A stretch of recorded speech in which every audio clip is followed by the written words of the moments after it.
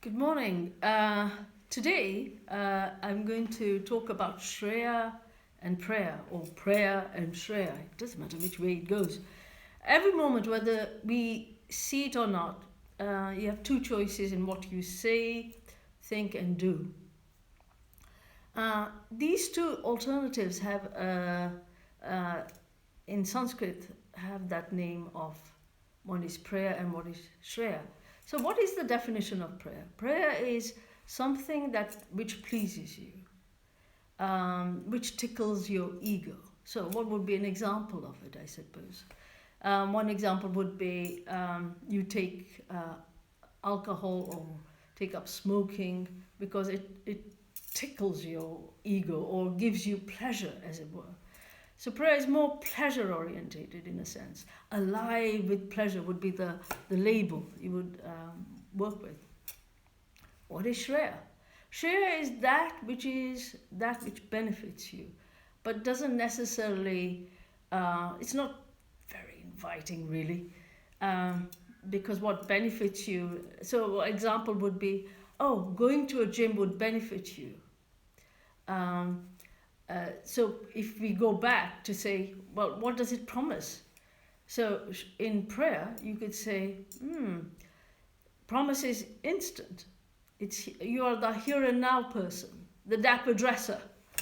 And if you're looking at Shreya, you would say, actually, it actually benefits me in the future, in a sense.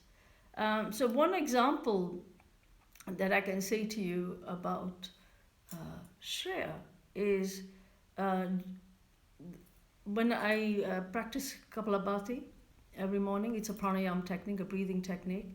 It helps you to what do you call work with your breathing pattern in a way that you actively use your diaphragm, etc.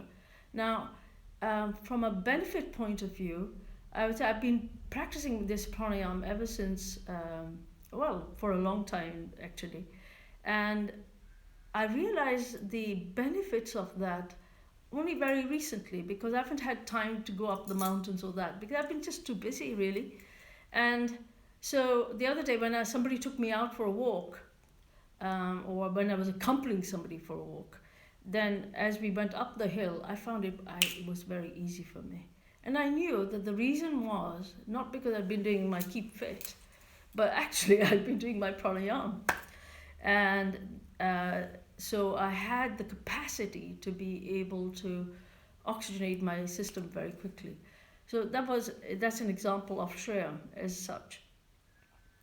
Now, both prayer and Shreya are opposite directions in life, and they are also going in what they.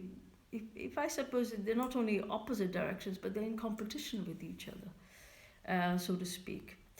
One is very easy to listen to because you know when you for prayer is something that is very much with let's have fun, let's have excitement, let's have this sort of thing, and there's nothing wrong with fun, excitement, and enjoyment, but you have to understand that pleasures don't last long, uh, and dissatisfaction sets in pretty quickly. So you know that actually it's not an endless sort of pleasure. Even I don't know about you, but if you have had your favorite chocolate bar, by the seventh or eighth piece, you stop to enjoy it quite in the same way as you when you put the first piece in your mouth, as it were. So that starts to give you an idea about that sort of thing. Uh, and with Shreya, it's a bit more difficult to listen to. So because the thing is that you have to make an effort. But in life, if you want to gain anything, effort and conscious effort is really crucial. Gaining meaning, it becomes part of you in a way, but it is also in the natural flow. So if I said to you, one is very promising in the beginning. So prayer is very promising in the beginning because it's fun, excitement, this, that, all that sort of thing. But the destination is not always good. So for an alcoholic, liver cirrhosis is the destination, particularly if you become the alcoholic, of course. Uh, of course, if you are consuming alcohol in balance, there's no big deal about that. Every now and then, it's not a big deal. But of course, if you start relying on it, it becomes a problem. And so, therefore, prayer in this situation would lead you to a destination that you really don't want to go to. And Shreya here is, we are talking about the example of going to the gym, and you do when you first start to exercise and things like that, your knees ache and your joints ache and this sort of and that happens and so on. But in the end, when you are then going up mountains or doing some heavy grafting that you might need to do in your life, nobody actually escapes it on one level or the other. Then you find that that's when you experience pain where Shreya is concerned. But the benefits are much better because you're much more healthier, much more fitter, and your immunity levels are higher. It's worth it. So in a sense, there are two forks in one's life. One leads to the light of wisdom, and the other one leads you into darkness. But of course, why have I introduced these concepts to you of Preya and Shreya? So that you can always, in your life, assess, this is what pleases me and brings me comfort, but does it benefit me? And that distinction is very important to make.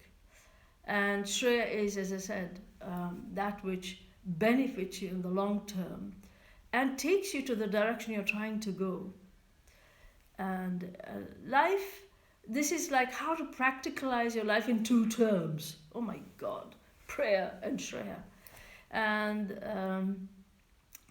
just like that sheep at the back of my... it's practicalizing its chewing. Sorry, I couldn't but notice it.